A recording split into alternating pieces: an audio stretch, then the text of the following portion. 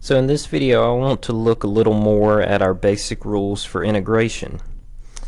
So let me just work a few different problems. We can see different examples.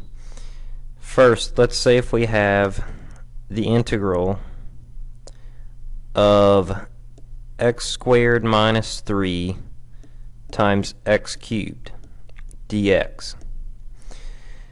Now if we were doing derivatives, we could multiply it through and take the derivative with the power rule, or we could use the product rule. When we're doing integrals, we don't have a product rule of integrals that we can use easily like with derivatives.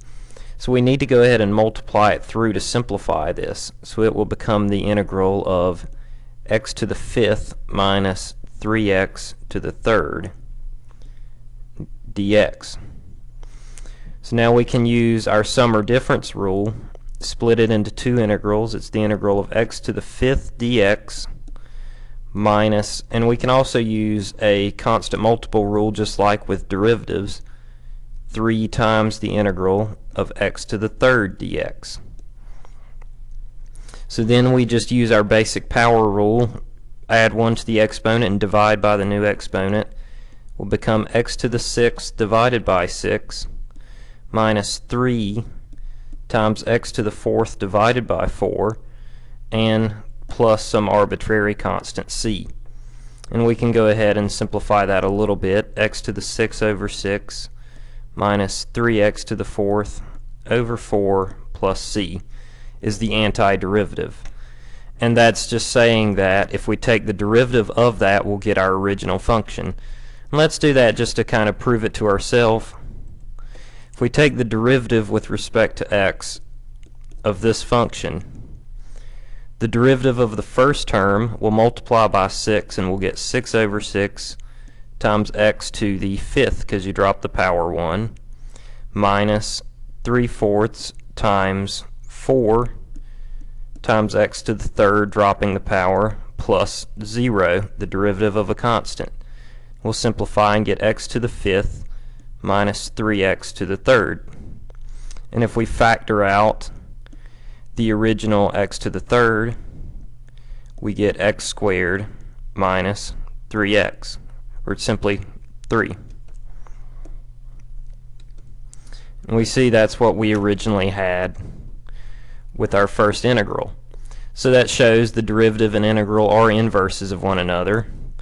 And we can continue on with this idea and different things we can do with them. I showed the example of the cosine in the last video, but you may have something where you use a trig identity.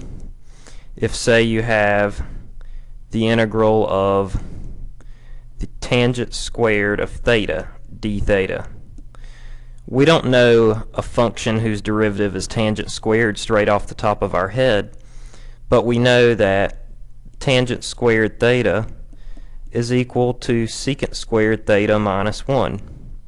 So we can rewrite this as the integral of the secant squared of theta minus 1 d theta, which then we can split into two integrals. It becomes the integral of the secant squared of theta d theta minus the integral of 1 d theta. And we know that secant squared theta is the derivative of tangent. So the integral of secant squared will be tangent theta minus the integral of 1 d theta, well that's just theta, plus c. And again we can take the derivative with respect to theta of that, and we'll find we get tangent squared. Derivative of tangent is secant squared theta. The derivative of theta will be just 1, derivative of a constant 0. We know that secant squared theta is tangent squared theta plus 1. So that becomes tangent squared theta plus 1 minus 1 plus 0. Constants clear and we're left with just tangent squared theta. So I hope you're beginning to see now the relation of the derivative and the integral being inverses of one another. And as we move forward, we'll see some special rules and techniques we can use for taking these antiderivatives, because as I've mentioned earlier, they're not as simple as derivatives. If you see a product, you use the product rule. If you see a quotient, you use the quotient rule if you're taking derivatives. With integrals, it's a little more complex, and it's really a game of trying to rewrite it in a form that you can work with. So as we move forward, we'll look at more examples and different techniques for what we can do with it, and we'll also look at how we can apply it in some different scenarios.